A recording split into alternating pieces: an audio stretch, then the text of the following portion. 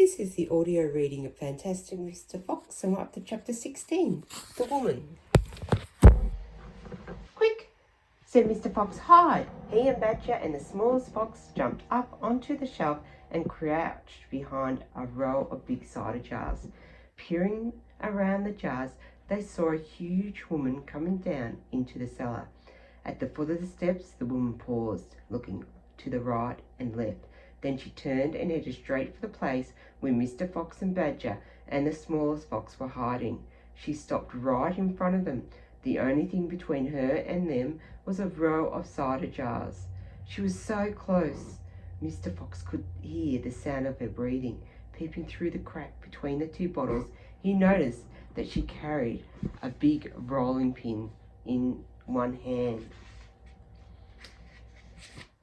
"How many will you want this time, Mrs. Bean?" the woman shouted, and from the top of the steps the other boys called back, "Bring up 2 or 3 jars. He drank 4 yesterday, Mrs. Bean." "Yes, but he won't want that many today because he's not going to be up there for more than a few hours longer. He said the fox is bound to make a run for it this morning. It can't possibly stay down that hole another day without food."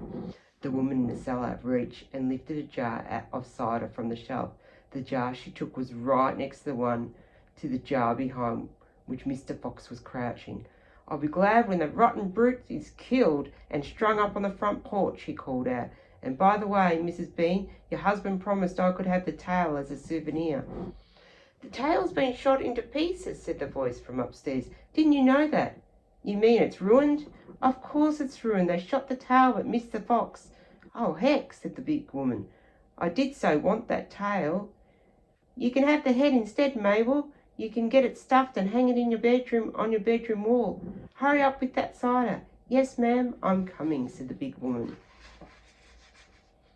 And she took the second jar from the shelf. "If she takes one more, she'll see us," thought Mr. Fox. He could feel the smallest fox's body pressed tightly against his own, quivering with excitement. "Will 2 be enough, Mrs. Bean, or shall I take 3? "My goodness, Mabel, I don't care, so as long as you get a move on." "Then 2 it is," said the old woman, speaking to herself now. "He drinks too much anyway." Carrying a jar in each hand and with the rolling pin tucked under one arm, she walked away across the cellar. At the foot of the steps she paused, looked around, sniffed the air. "There's rats down here again, Mrs. Bean. I can smell 'em." "Then poison them, woman, poison them.